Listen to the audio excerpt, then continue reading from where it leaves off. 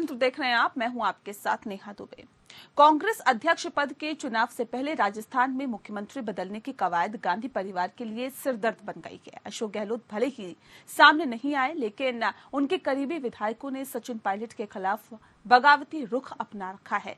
CM के चयन के लिए कांग्रेस की ओर से बुलाई गई विधायक दल की बैठक नहीं हो सकी है और आलाकमान का संदेश लेकर जयपुर गए पर्यवेक्षक मल्लिकार्जुन खड़गे अजय माकन खाली हाथ दिल्ली लौट आए हैं।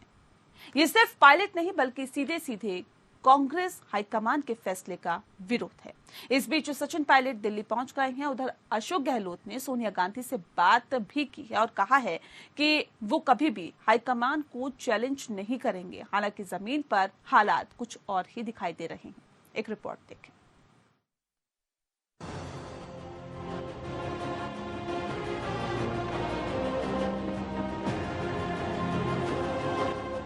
राजस्थान का राजनीतिक संकट अब दिल्ली तक पहुंच गया है।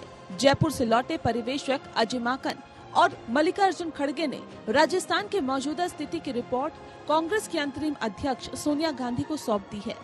राजस्थान में हुए सियासी ड्रामे के बाद कांग्रेस आलाकमान अशोक गहलोत से नाराज बताया जा रहा है। इस बीच सचिन पायलट दिल्ली पहुँच गए हैं। खबर ये भी है कि दिल्ली पहुंचने से पहले सचिन पायलट ने कांग्रेस हाईकमान को बता दिया है कि अगर अशोक गहलोत कांग्रेस के राष्ट्रीय अध्यक्ष बनते हैं तो उन्हें सीएम पद पर नहीं रहना चाहिए। साथ ही पायलट का कहना है कि ये गहलोत की जिम्मेदारी बनती है कि वे पायलट के लिए विधायकों को एकजुट करें और साथ लाएं। पायलट अपने समर्थक विधायकों के अलावा अन्य विधायकों के भी लगातार संपर्क में हैं। हालांकि उन्होंने अभी समर्थकों से हाईकमान के फैसले का इंतजार करने के लिए कहा है। 102 के बाद 5 को मंत्री बनाया, उन्हीं में से उसका विरोध क्यों किया? जो हमारे 102 विधायक बनाने की बात कर रहे हैं, उन 19 में से 5 मंत्री 5 उनको क्यों नहीं रोका? उस टाइम एक आदमी ने नहीं कहा कि क्या कर रहे हो। अभी कहां से कहानी आ गई? सिर्फ इसलिए कि सचिन जी के मंत्री बनने से दूसरा और कोई मुख्यमंत्री बनने से इनकी जो भ्रष्टाचार का जो ये गोरख धंधा चल हो जाए, इसलिए इन्होंने किया सारा नाटक। नहीं, ये तो कोई बताए पायलट जी को मुख्यमंत्री बनाने का तय करके आए थे क्या? आला कमान के जो ऑब्जर्वर्स हैं वो तय करके आए थे क्या पायलट जी को मुख्यमंत्री बनाना है? ये सवाल, आपका सवाल तो उसके बाद आता है कि पहले वो बता दें अजय माकन साहब या खड़गे साहब कि हाँ वो ये तय करके आए थे कि सचिन पायलट जी को मुख्यमंत्री बनाना। उनको रोकना या नहीं रोकना बात की बात है। शांति धारीवाल जी के बयान के बारे में शांति धारीवाल जी बोलेंगे, मेरा बोलना उचित नहीं है। राजस्थान की सियासत के जादूगर माने जाने वाले अशोक गहलोत ने अपने 40 साल के सियासी सफर में एक से एक बड़े नेताओं को मात देकर सियासी वर्चस्व को बरकरार रखा है। उनके सामने किसी नेता ने अगर वाकई दमदार चुनौती खड़ी की है तो उस शख्स का नाम सचिन पायलट ही है। गहलोत भले ही 2018 में राजस्थान के मुख्यमंत्री बन गए, लेकिन पिछले 4.25 साल पायलट के चलते चैन की नींद नहीं सो सके। अपनी सरकार बचाने के लिए 2 बार उन्हें अपने विधायकों को महीने भर तक पहरे में रखना पड़ा। यही वजह है कि गहलोत को पायलट अब बिल्कुल स्वीकार नहीं है। और गहलोत ने जब कांग्रेस अध्यक्ष पद का चुनाव लड़ने की बात कही थी, तब उन्हें एहसास हो गया था कि चुने जाने पर उन्हें राजस्थान के मुख्यमंत्री की गद्दी छोड़नी होगी। गहलोत को इस बात का अंदाजा था कि उनकी जगह गांधी परिवार सचिन पायलट को मुख्यमंत्री बना सकता है।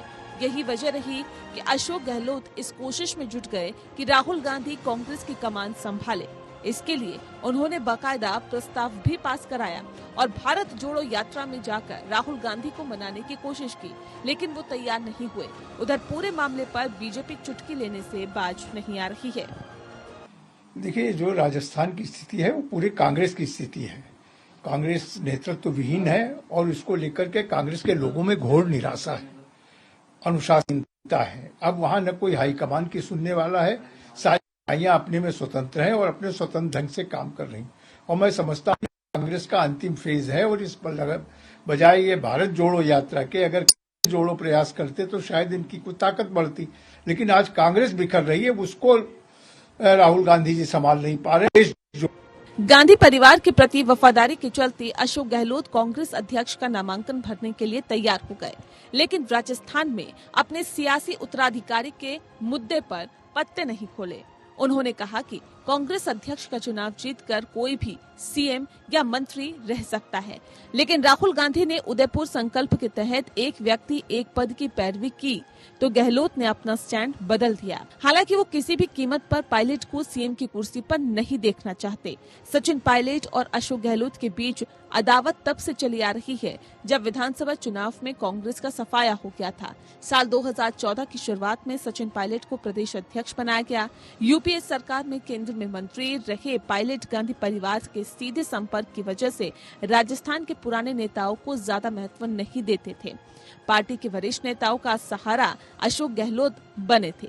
साल 2018 के विधानसभा चुनाव में उन्हें टिकट दिलाने से लेकर सरकार में मंत्री बनने तक में अशोक गहलोत का रोल था। साल 2018 में कांग्रेस की सत्ता में वापसी हुई तो सचिन पायलट सीएम की कुर्सी के लिए अड़ गए थे और गहलोत का पत्ता काटने की कोशिश की। गांधी परिवार और दिल्ली में वरिष्ठ नेताओं से नजदीकी रिश्ते होने के चलते अशोक गहलोत सीएम बन गए, लेकिन 2020 में 1.5 दर्जन विधायकों के साथ गुरुग्राम में डेरा डालकर सचिन पायलट ने अशोक गहलोत का तख्ता पलट करने की कोशिश की। तब जैसे तैसे कर अशोक गहलोत ने सरकार बचाई। इस तरह कुल मिलाकर गहलोत के मन में पायलट की छवि एक विरोधी नेता की बन गई। अब जब गहलोत ने महसूस किया कि विधायक दल की बैठक के बहाने उनकी कुर्सी पर पायलट को बैठाने की पटकथा लिखी जा रही है, तो विधायकों के जरिए उन्होंने हाईकमान के खिलाफ चुनौती खड़ी कर दी। 82 विधायकों को गहलोत ने अपने पक्ष में खड़े कर साफ संकेत दे दिया है कि जिन्हें सत्ता की कमान सौंप रहे हैं उनके साथ तो पार्टी के विधायक है ही नहीं। अशोक गहलोत को सियासी जादूगर माना जाता है। राजनीति में आने से पहले वे अपने पिता के साथ जादू दिखाया करते थे। अब एक बार फिर सियासी गलियारे में उनकी जादूगरी की चर्चा हो रही है और उनके शिकार बने हैं सचिन पायलट। वही सचिन पायलट जिसे गहलोत पहले भी 2 बार अपने जादू से चित कर चुके हैं। हालांकि इस बार कांग्रेस हाईकमान अशोक गहलोत के ताजा रुख से खुश नहीं है। वे इस मुश्किल से निकलते हैं और पायलट को सीएम की कुर्सी से दूर भी रख लेते हैं, तो ये वाकई उनका अब तक के सियासी करियर का सबसे बड़ा जादू होगा। Bureau report. जहाँ तो कांग्रेस अध्यक्ष पद के चुनाव से पहले राजस्थान के मुख्यमंत्री बदलने की कवायद गांधी परिवार के लिए सिरदर्द बनी हुई है, और ये क्यों सिरदर्द बनी, इस पे आज हम विस्तार से चर्चा करेंगे। खास मेहमान हमारे साथ मौजूद है, उनसे आपका परिचय करा देते हैं। इस वक्त हमारे साथ आर.के. मिश्रा जी हैं, प्रवक्ता है भारतीय जनता पार्टी के। बहुत स्वागत है मिश्रा जी आपका। अभिमन्यु त्यागी जी इस वक्त हमारे साथ जुड़ गए हैं, प्रवक्ता है कांग्रेस के। अभिमन्यु जी आपका भी बहुत स्वागत है। पीयूष पंत जी इस वक्त हमारे साथ जुड़े हुए हैं, राजनीतिक विश्लेषक है। पीयूष जी बहुत स्वागत है आपका। और ज्यादा जानकारी देने के लिए वाजिद अली हमारे साथ, हमारे संवाददाता सीधे जुड़ गए हैं। वाजिद, सबसे पहले रुख मैं आपका ही कर लेती हूँ, क्योंकि अब राजस्थान से पूरा सियासी घटनाक्रम दिल्ली तक आ पहुंचा है। क्या कुछ जानकारी फिलहाल निकल के सामने आ पाई है? सचिन पायलट भी दिल्ली में मौजूद है और बताया भी जा रहा है कि सोनिया गांधी से मुलाकात कर चुके हैं। हालांकि प्रियंका गांधी से भी बातचीत उन्होंने की है, राहुल गांधी से भी बातचीत की है। ताजा राजनीतिक घटनाक्रम राजधानी दिल्ली में राजस्थान से रिलेटेड क्या कुछ चला? देखिए, बिल्कुल बताना चाहूंगा, जिस तरीके से ये पूरा घटनाक्रम हुआ है पिछले 2 से 3 दिन के अंदर, इस पर सवाल खड़ा हो गया है। क्योंकि जिस तरह से जो कांग्रेस के राष्ट्रीय अध्यक्ष पद जो था वो अशोक गहलोत उसका पर्चा नामांकन करने वाले थे, तो कहीं ना कहीं जो है सचिन पायलट को एक आस थी कि वो मुख्यमंत्री पद के लिए दावेदार हैं। लेकिन ऐसा पासा पलटा कि कई विधायक, लगभग 80 विधायकों ने इस्तीफा दिया। उसके बाद जो आला कमान तक बात पहुंची, उसके बाद जो है आला कमान ने सख्ती से इस पूरे मुद्दे को लिया और उसके बाद विधायक जो है वो अपनी बात से पलट गए और उन्होंने साफ तौर पे यही कह दिया कि सचिन पायलट से उन्हें कोई गुरेज। लेकिन कहीं ना कहीं अंदर खाने जो है अभी भी जो है अशोक गहलोत सचिन पायलट जो है उनके बीच में जो गहमा गहमी है वो लगातार जारी है, जिसके चलते जो है सचिन पायलट जो है वो सोनिया गांधी से मुलाकात करी और यहाँ तक कि इससे पहले वो राहुल गांधी से भी मुलाकात कर चुके हैं। तो जाहिर सी बात है अब ये मुलाकात जो है किसी इसका हल जरूर निकलेगा, क्योंकि इससे पहले भी अशोक गहलोत जो हैं वो दिल्ली होकर जा चुके हैं और आला कमान उनसे नाराज भी नजर आया है। अगर सूत्रों की माने तो सूत्रों के अंदर से ये भी पता चला है कि अशोक गहलोत जो हैं अब राष्ट्रीय अध्यक्ष पद के लिए पर्चा नहीं भरेंगे। यानी कि ये सूत्र के हवाले से अभी खबर आ रही है, तो एक बड़ा झटका जो है अशोक गहलोत को लग सकता है। लेकिन वही बात है, अशोक गहलोत जो है एक मंझे हुए खिलाड़ी हैं, तो जाहिर सी बात है वो कोई ना कोई रास्ता जो है निकाल लेंगे इस पूरे मसले के अंदर। लेकिन सबसे बड़ी बात यह आती है कि विपक्ष जो है वो लगातार हमला कर रहा है कांग्रेस पार्टी के ऊपर, यानी कि अगर कहें बीजेपी पार्टी की बात कर रहे हैं तो वो उसका साफ तौर पर यही आरोप है कि एक तरफ राहुल गांधी जो है भारत जोड़ो की यात्रा निकाल रहे हैं और वहीं जो है इनके अंदर खेमे में जो है कांग्रेस पार्टी के अंदर फूट पड़ रही है। तो जाहिर सी बात है अगर राजस्थान के अंदर फूट पड़ती है तो कांग्रेस पार्टी के लिए एक बड़ी क्षति होगी। क्षति इसलिए भी होगी, ठीक है, बातचीत बने रही हमारे साथ। अभिमन्यु त्यागी का रुख कर लेते हैं। अभिमन्यु जी, अब सवाल इस बात को लेकर है, राजनीतिक संकट जो देखा जा रहा है, राजस्थान का संकट का मंचन किसने किया? देखिए दुबे जी, आपको और पैनल में मौजूद सभी लोगों को नमस्कार। जी नमस्कार। देखिए जो मीडिया में जो खबरें आ रही हैं वो सब सूत्रों के हवाले से खबर है, और अगर कहीं वहां कुछ भी जो घटना घटित हुई है, अब वो सब मामला विधायकों के बीच में और आदरणीय राष्ट्रीय अध्यक्ष जी के बीच का मामला है। और अभी सिर्फ अंदाजा लगाया जा रहा है कि कौन पर्चा लेगा, कौन राष्ट्रीय अध्यक्ष के चुनाव में है, कौन दौड़ में नहीं है। अगर कोई सचमुच में गांधी परिवार का कैंडिडेट होता तो दूसरा कोई पर्चा लेने की जहमत भी ना उठाता। अभी बहुत सब कुछ कहना जल्दबाजी है। जो सारे विधायक हैं उनका कहना है बिल्कुल साफ तौर पे कि वो कांग्रेस पार्टी के खिलाफ नहीं है, और अगर वो कहीं है किसी खास के लिए है तो वो अपनी बात उन्होंने रख दी आदरणीय प्रभारी जी के पास। आज हमारे जो चुनाव इंचार्ज हैं, ये तो बातचीत पहले भी की जा सकती थी ना। सोनिया गांधी जी को मेंबरशिप स्पीकर तक पहुंच जाना, वहां पर अपना इस्तीफा लेके पहुंच जाना, धारीवाल के पास पहले बैठक करना, वहां से फिर बस में जाना, ये जो पूरा राजनीतिक घटनाक्रम है ये बताता है कि ये पूरा प्लानिंग की गई, पूरी प्लानिंग के जरिए ये हुआ। ये राजनीतिक जो संकट पैदा हुआ है कांग्रेस के अंदर, इसका मंचन किसने किया, यही जानने की कोशिश कर रही हूँ मैं आपसे। कहीं कोई इस स्तर पर बात हुई है। देखो छोटी घटना हुई शुरू में, लेकिन बाद में सब सूत्रों के हवाले से खबर दी जाने लगी। हमारे अनुशासन समिति के जो अध्यक्ष हैं श्री ए के एंटनी जी, उनके सामने ये सब घटना आ गई है। वो भी दिल्ली पहुंचने वाले हैं, और जिस भी स्तर की अनुशासनहीनता है उस स्तर पर वो कार्रवाई करेंगे। निश्चित तौर पर कांग्रेस पार्टी कार्रवाई करने जा रही है। राज्यों में कांग्रेस की पकड़ कमजोर हो गई है क्या? देखिए डेमोक्रेटिक पार्टी है, पारदर्शिता के साथ काम कर रही है। अगर कहीं परिवार में कहीं कोई बात होगी तो उसे मिलकर सुलझा लिया जाएगा, लेकिन जो सूत्रों के हवाले से खबर आ रही है उसमें पूर्ण तौर पर इस बार सच्चाई नहीं है, वो 0% सच्चाई। ठीक है, रमाकांत मिश्रा जी कह रहे हैं कि लोकतंत्र है हमारी पार्टी में, लोकतांत्रिक पार्टी है, इसलिए इस तरह के विवाद होते रहते हैं। आप लोग क्यों इस तरह हो हल्ला करते रहते हैं? देखिए भारत जोड़ने की बात करते हैं, अपनी पार्टी को एकजुट नहीं कर पा रहे।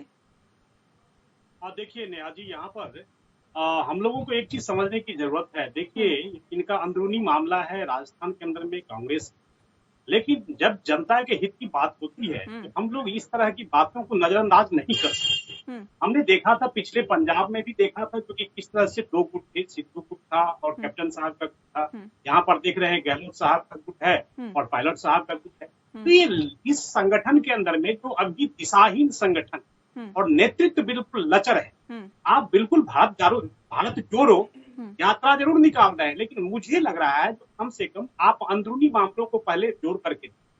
मैं राहुल गांधी जी से पूछना चाहता हूँ, क्योंकि भारत कहाँ पर टूटा हुआ तो वो जोड़ने की कोशिश कर रहे हैं। आज देखेंगे राजस्थान के अंदर में किस तरह से भ्रष्टाचार और किस तरह से बेरोजगारी की बात अगर हम करते हैं तो किस तरह से वहाँ जो क्राइम रिपोर्ट है वो भी हम देख रहे हैं जो कि किस स्तर पर जा चुका है। और जब हम देखते हैं जो कि कन्हैयालाल जैसे व्यक्ति का जब हत्या हो जाता है और उस समय में जब पुलिस प्रशासन हम देखते हैं जो कि बिल्कुल कान में रुई डाल करके बैठा रहता है, तो हमें बिल्कुल प्रश्न पूछने का अधिकार है। हम पहले जनता है, हम पहले आप प्रश्न पूछिए सर, लेकिन वो कह रहे हैं कि देखिए हमारी पार्टी में लोकतांत्रिक प्रक्रिया है और यही वजह है कि लोग विरोध भी जताते हैं, अपनी आवाज भी उठाते हैं, और अगर आवाज उठा रही है तो क्या दिक्कत है? आपके यहाँ पे लोकतांत्रिक प्रक्रिया है क्या? अध्यक्ष पद का चुनाव आप लोगों के यहाँ पे कैसे होता है? ये पार्टी कह रही है हम तो देखिए एक निष्पक्ष तौर पर और बेहतर तरीके से काम करते हैं।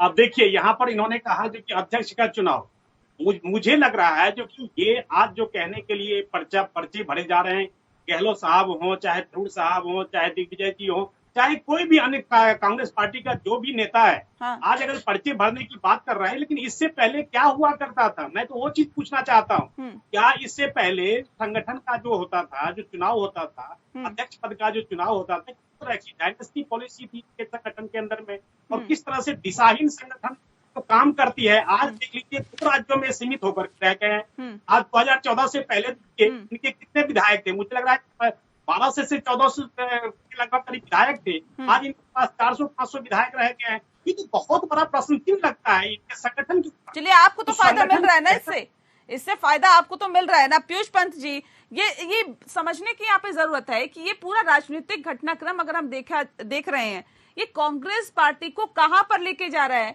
पंजाब में हमने वही चीज देखी, छत्तीसगढ़ में भी हम देखते हैं कि 2 गुटों में कांग्रेस बटी हुई दिखाई दे रही है। मध्य प्रदेश में भी इसी तरह का आलम रहा, तभी इतनी टूट फूट हुई कि वहां पे भारतीय जनता पार्टी की सरकार बन गई या फिर बना दी गई, जो भी कहें। राजस्थान में भी ये जो गुटबाजी है हमने 2020 में भी देखी। क्या वजह है, कहां खामियां कहां कमियां आप देखते हैं कि इस तरह की चीजें निकल के सामने आ रही है? देखिए नेहा जी, मुझे लगता है कि कांग्रेस जो है अनिश्चितता की तरफ जा रही है। एक उम्मीद की चिंगारी बनी थी अभी, और ये लगा था कि जो है अध्यक्ष का चुनाव जो है वो एक स्मूथली हो जाएगा, और अगर राहुल गांधी की जो है भारत जोड़ो यात्रा भी चलती रहेगी और उसमें जो लोगों का रिस्पांस मिल रहा है उससे एक हौसला अफजाई होगी कांग्रेस की। लेकिन यहाँ उल्टा हो गया देखिए, और ये कांग्रेस की खास ये एक संस्कृति बन गई है कि क्रूशल मोमेंट्स पे कोई ना कोई उनका जो चाहे चीफ मिनिस्टर हो, कोई सांसद हो, कोई विधायक हो या कोई दूसरा व्यक्ति हो, इस तरह की बातें कर देता है, इस तरह का एक्शन लेता है कि उसमें जो है राहुल गांधी की किरकिरी हो जाती है। Excuse me.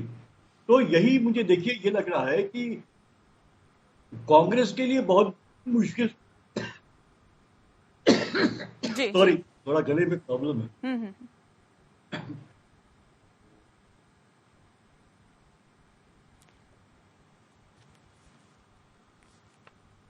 कांग्रेस के लिए एक संकट का समय है मुझे लगता है।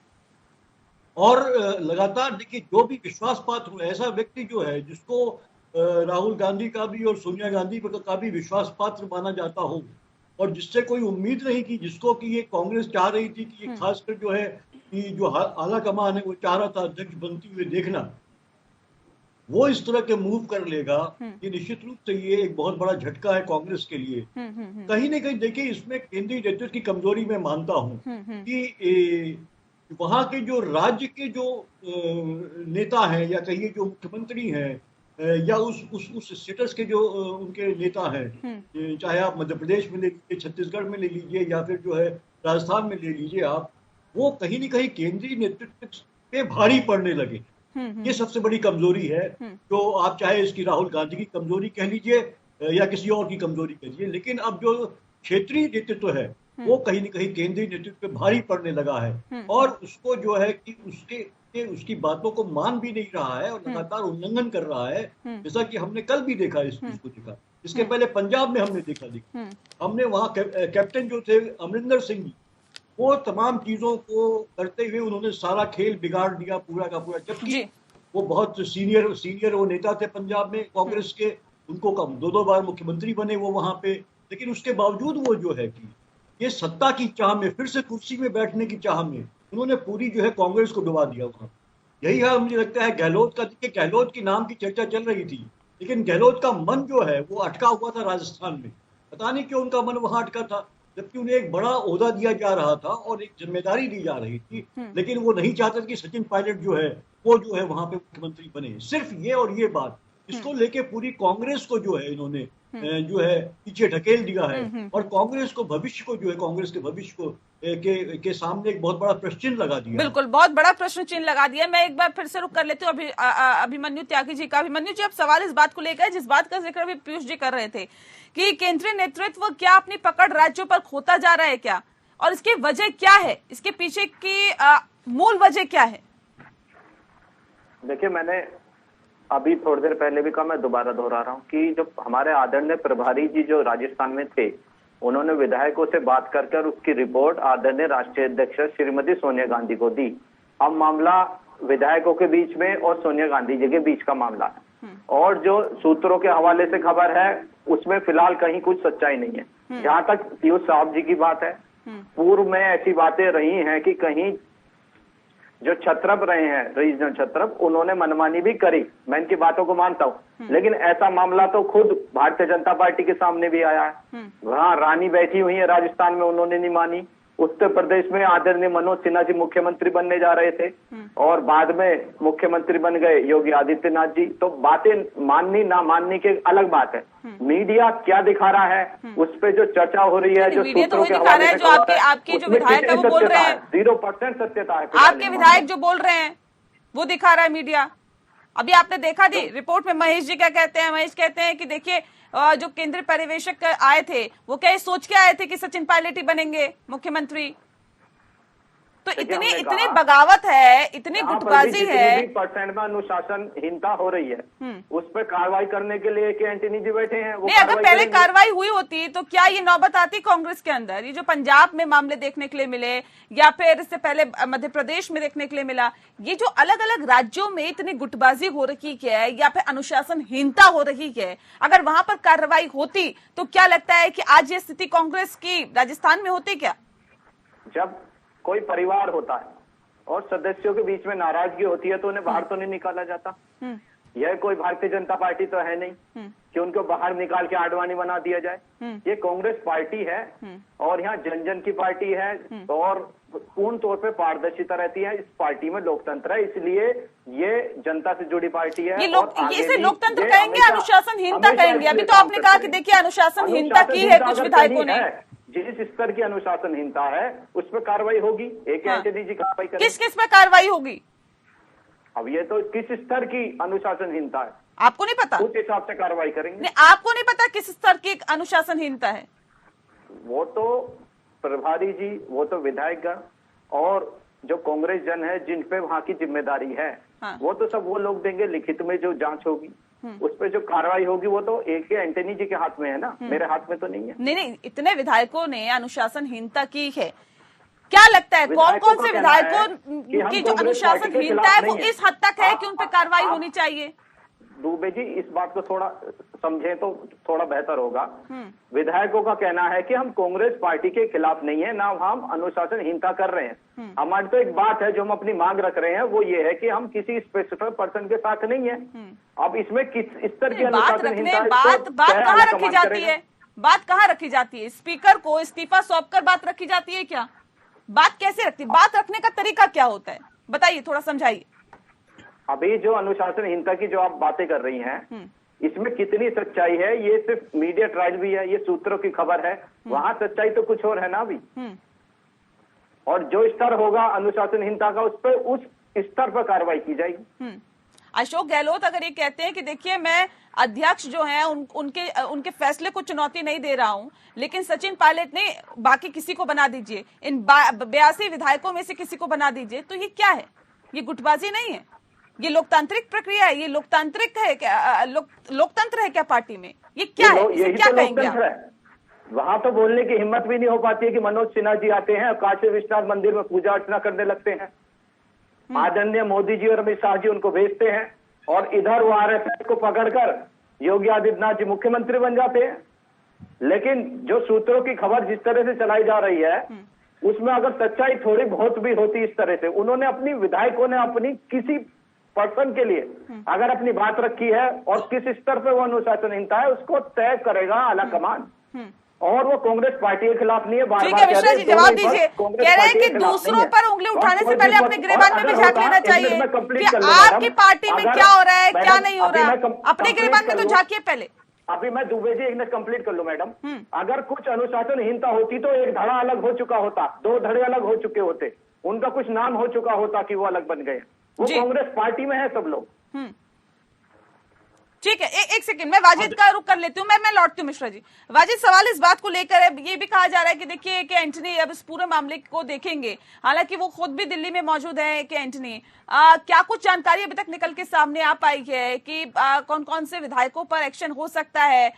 धारीवाल क्योंकि एक अहम भूमिका में आए, महेश एक अहम भूमिका में आए, जो कि विधायकों से लगातार कनेक्शन में रहे, तो क्या लगता है कि कई विधायकों पर गाज गिर सकती है और किस तरह की कार्रवाई की बात की जा रही है अभी तक?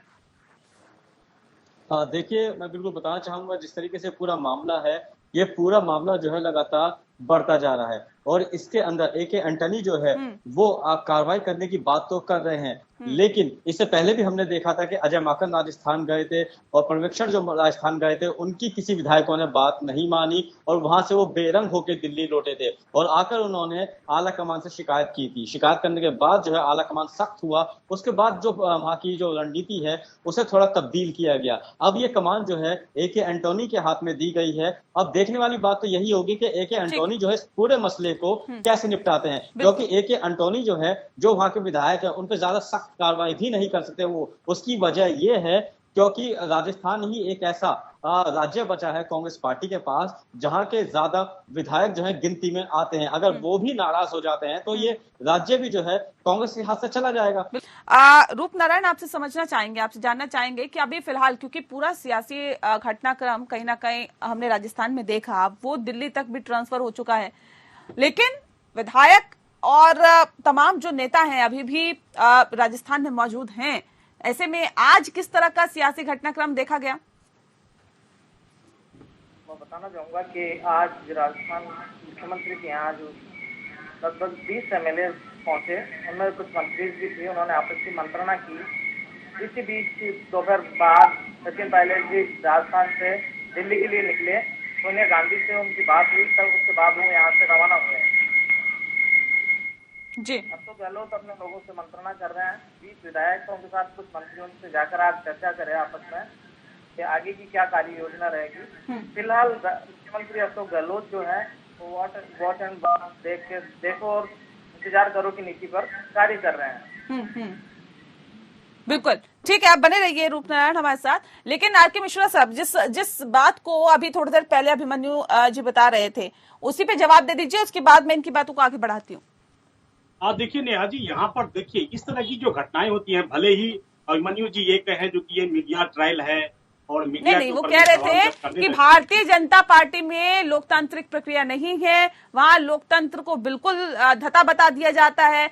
आपके जो पुराने नेता रहे, लालकृष्ण आडवाणी, मुरली मनोहर जोशी, तमाम जो नेता रहे उनको साइडलाइन कर दिया गया और हमें इस तरह की सीख आप मत दें, यह हमारी पार्टी का अंदरूनी मामला है, आप उन्हें सीख मत दें कि भारत जोड़ो यात्रा और ये कांग्रेस को जोड़ा जा रहा है, नहीं जोड़ा जा रहा, ये कह रहे हैं। नेहा जी, मैं अपने पहले ही वक्तव्य में कहा था ये इनका अंदरूनी मामला है, मैं इसमें कोई ज्यादा हस्तक्षेप नहीं करना चाहता।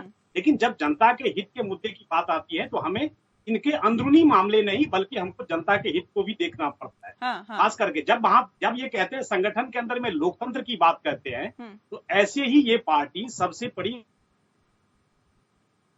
इसमें अनुशासन है, संगठन में मजबूती है, कार्यकर्ता ग्राउंड लेवल पर काम करते हैं। केंद्र सरकार की जो नीति है और प्रदेश सरकार की नीति को दोनों को समन्वय बना करके जनता के सामने उसको ये तो कह रहे हैं कि जनता के हित की अगर आप बात कर रहे होते तो भारत जोड़ने की जरूरत ही नहीं पड़ती। राहुल गांधी क्यों इतने किलोमीटर पैदल चलते? नेहा जी, बहुत अच्छा प्रश्न किया आपने, भारत जोड़ो की बात करने किया। मैं कहता हूं जो कि कोई भी यात्रा हो चाहे कोई भी अभियान हो, वो अपने आप शोर करने लगती है और मुझे लगता है जो कि वो शोर जो है जनता के कानों तक जाती है और जनता के हृदय में बैठती है। जयराम रमेश जी को मुझे लगता है जो कि बहुत बड़ा ये आंदोलन होने वाला है, लेकिन भारत जोड़ो यात्रा को छोड़ करके राहुल गांधी जी को नहीं। देखिए, लचर नेतृत्व जब आपका होगा, संगठन दिशाहीन होगी, राजस्थान जैसी घटना घटेगी, पंजाब जैसी घटना घटेगी, मुझे तो कोई अंतर नजर ही नहीं आ रहा। यहाँ पर अपने ही मंत्री, अपने ही विधायक, अपने संगठन, अपने सरकार की पोल खोल रहे हैं, भ्रष्टाचार के मुद्दे को उठा रहे हैं, ये ऐसे हैं तो ये ऐसे हैं, कि जो जिस तरह के आरोप प्रत्यारोप चल रहे हैं, इससे जनता का हित नहीं होगा बल्कि अहित होगा। तो मैं तो जरूर कहूंगा कि राहुल गांधी और सोनिया गांधी जी को बिल्कुल सोचना चाहिए अपने संगठन के बारे में। भारत जोड़ो यात्रा नहीं, कांग्रेस को जोड़ ले, वही सबसे बड़ी। ठीक है, अभिमन्यु जी जवाब दीजिए। कह रहे भारत जोड़ो यात्रा छोड़ दीजिए, पहले कांग्रेस को तो जोड़ लीजिए। कांग्रेस बिखरती जा रही है, टूटती जा रही है, चले भारत जोड़ो यात्रा कर रहे हैं, वो यात्रा जो देश में इन लोगों ने नफरत फैलाई हुई है, जो छुआछूत बढ़ाई हुई है, उसके खिलाफ है कि देश को जोड़ने के लिए, देश के लोगों के दिल को जोड़ने के लिए वो यात्रा कर रहे हैं। महंगाई के, भ्रष्टाचार के, रोजगार के लिए वो यात्रा कर रहे हैं। जो जन जन का मुद्दा है, उन जन जन से मिलने के लिए गांव गांव, शहर, कस्बे में वो जा रहे हैं, पब्लिक से मिल रहे हैं। छुआछूत पहले कांग्रेस में तो खत्म कर लीजिए। छुआछूत जो कांग्रेस पार्टी की है, जो ये कह रहे हैं वो तो 10% भी हम खुद कह रहे हैं वो कहीं कुछ नहीं है। विधायक हमारे कह रहे हैं जो आला कमान चाहेगा वो होगा। अब आला कमान में सोनिया गांधी जी और विधायकों के बीच का मामला है, वो तो सोल्व होने ही वाला। तो आला कमान जो कह रही है वो कर कौन रहा है? यही तो कहा जा रहा है कि हम तो चैलेंज नहीं करेंगे आला कमान के फैसले को, लेकिन किया वही जा रहा है जो वो खुद चाहते हैं। अभी तो आला कमान फैसला देगा ना, अब वो विधायकों से बताएंगे। कहीं जिनकी भी अनुशासनहीनता उन पे कार्रवाई होगी। लेकिन भारतीय जनता पार्टी में तो गृह राज्य मंत्री टैनी जी के बेटे नरसंहार कर देते हैं किसानों का, पूरी सरकार घिर जाती है और ये लोग उनको बचाने का काम करते हैं। उनका इस्तीफा तक नहीं लेते हैं क्योंकि कहीं ना कहीं यहाँ डर रहता है, क्योंकि वो आदरणीय अमित शाह जी के बाद डिप्टी मंत्री हैं उस विभाग के, और इनकी पार्टी में क्या चरित्र है, क्या चेहरा है, सब लोग जानते हैं।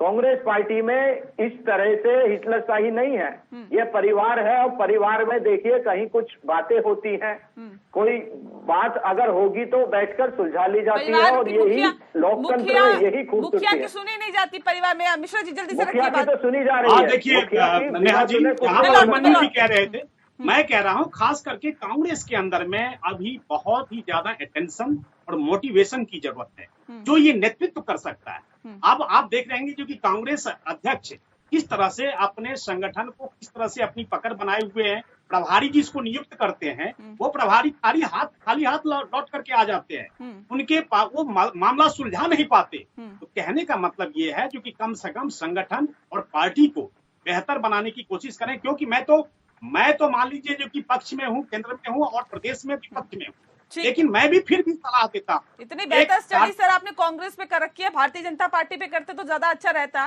लेकिन पंत जी, अब सवाल इस बात को लेकर भी है कि अगर अशोक गहलोत की तरफ से कहा जा रहा है कि देखिए हम तो जो कांग्रेस अध्यक्ष हैं उनके फैसले को चुनौती नहीं दे रहे हैं, उनकी सारी बात मानी जाएगी, लेकिन क्या ये बात मानी जा रही है? क्या ये भी कहा जा रहा है कि हम चुनौती नहीं दे रहे और चुनौती दी भी जा रही है?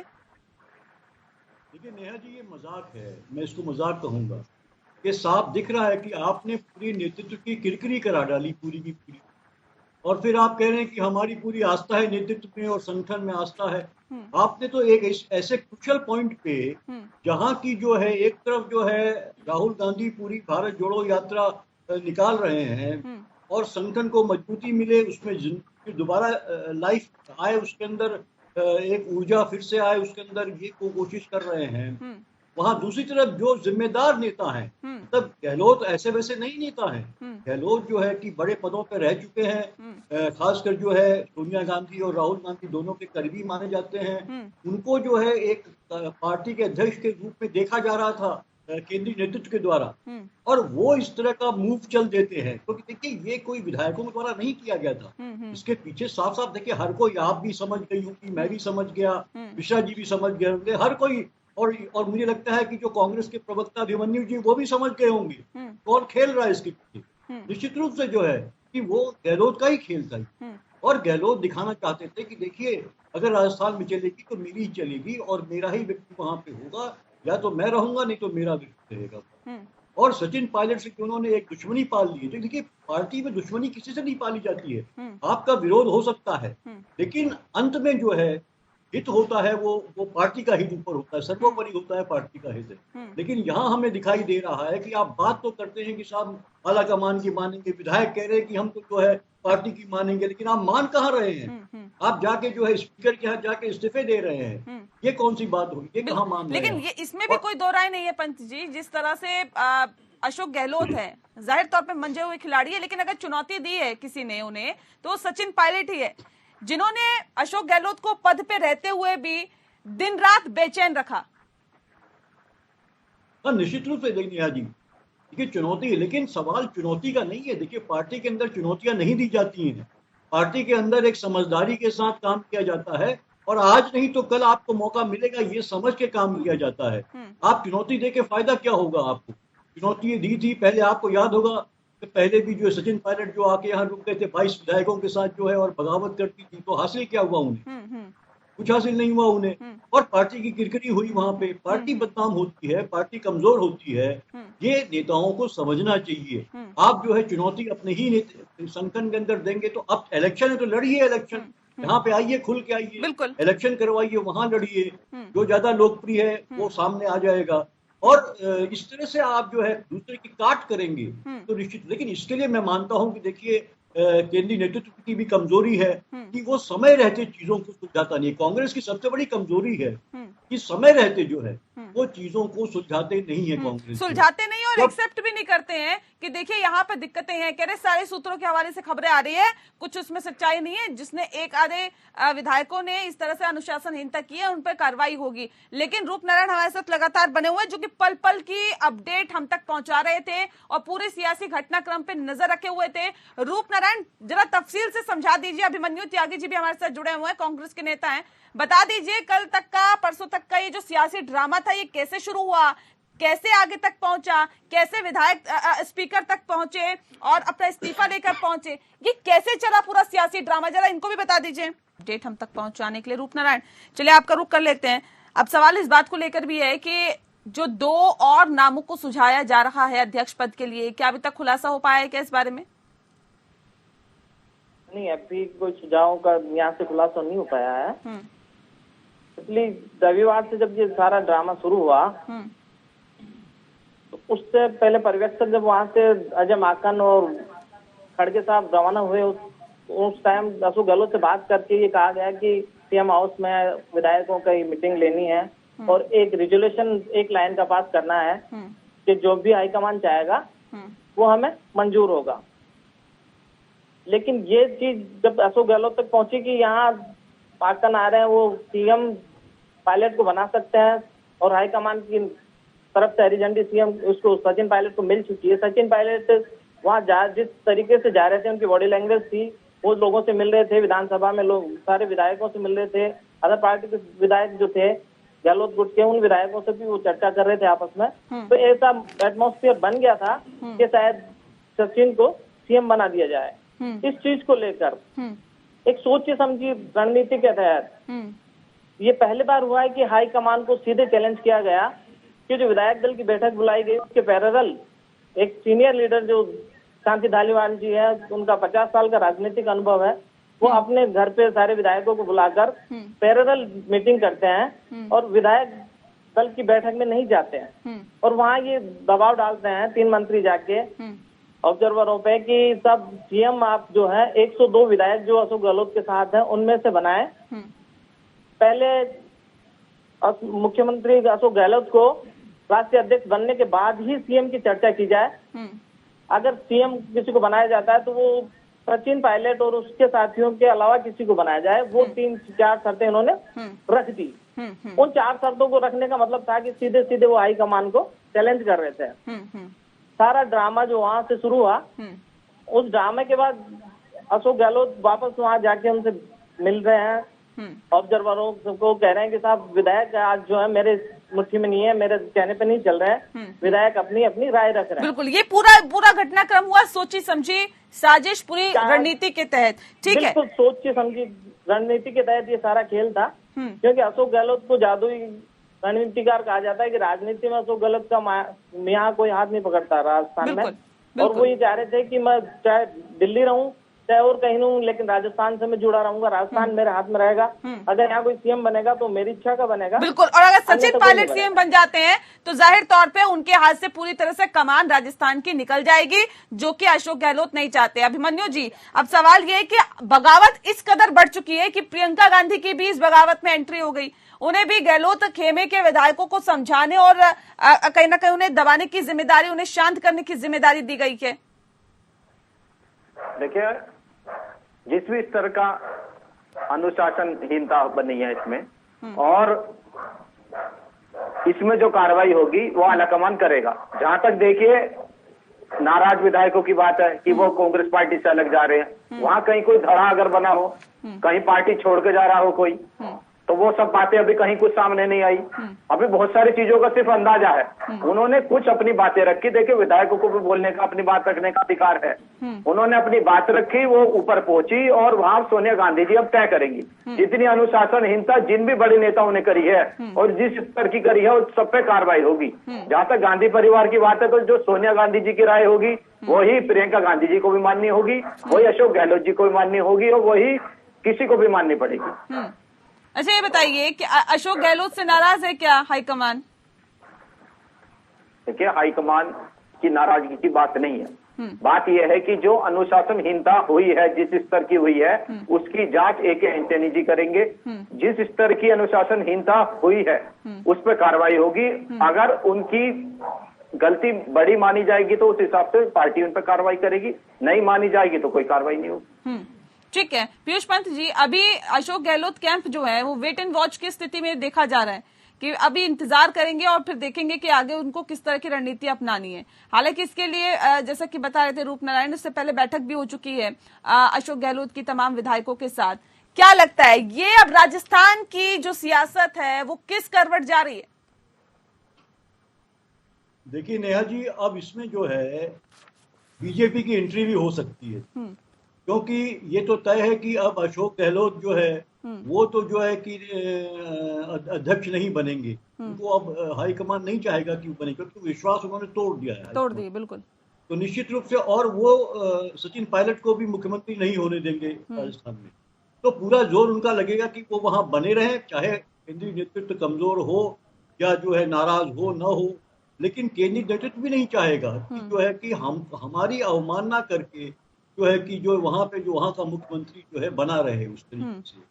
तो निश्चित रूप से देखिए, आने वाला समय बहुत ही मैं कहूँगा ड्रामे वाला होगा, और उसमें मैं इसीलिए कह रहा हूँ कि बीजेपी की एंट्री भी हो सकती है, क्योंकि बीजेपी के लिए ये बहुत ही फेवरेबल ग्राउंड है इस तरह का। हमने देखा पंजाब में भी देखा, हमने देखा महाराष्ट्र में भी देखा, हमने वो घात लगा के बैठी रहती है कि कब इस तरह का डेवलपमेंट हो और कांग्रेस में, और वो तुरंत जो है अपना शिकार करे। तो मुझे लगता है कि आने वाले दिन देखिए बहुत ड्रामा होने की संभावना मुझे नजर आ रही है। ये तो तय है कि अशोक गहलोत अब जो है कांग्रेस के अध्यक्ष नहीं होंगे। अभी जो है 2-3 नाम चल रहे हैं, उसमें शशि थरूर और जो है पवन जो है खेड़ा है, उन्होंने फॉर्म ले लिया है, नॉमिनेशन पेपर अपने ले लिए हैं, उनकी संभावना है चुनाव में खड़े होने की।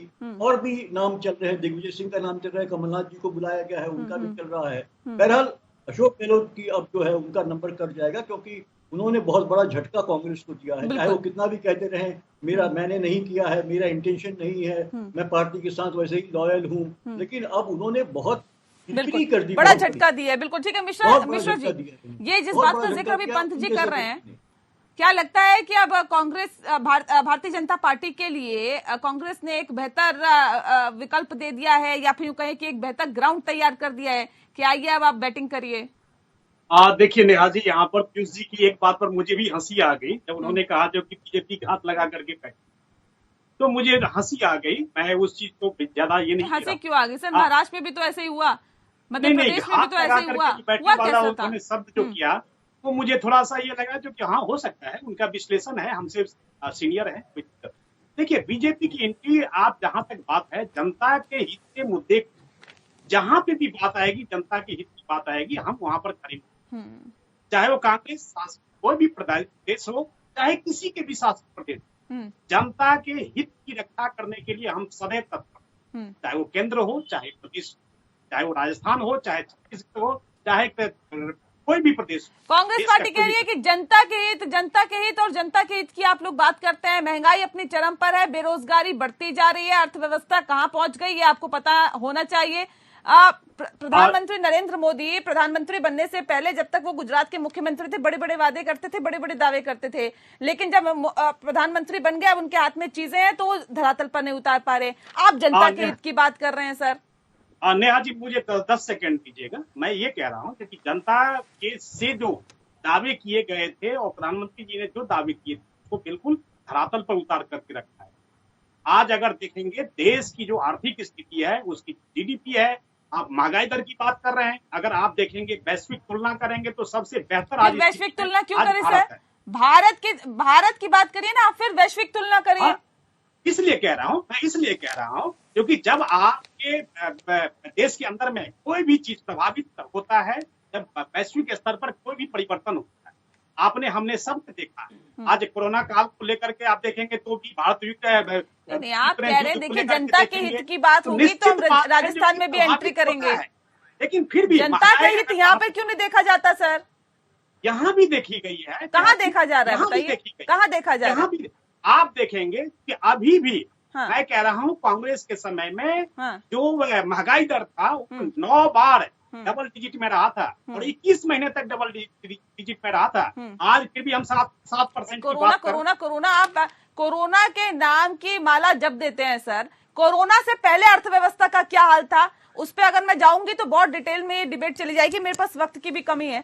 बहरहाल बहुत शुक्रिया, लेकिन उस पर भी नजर डालिएगा मिश्रा साहब कि उससे पहले आखिर कितनी अर्थव्यवस्था थी और किस हिसाब से आप लोग काम कर रहे थे और आपकी रणनीति थी।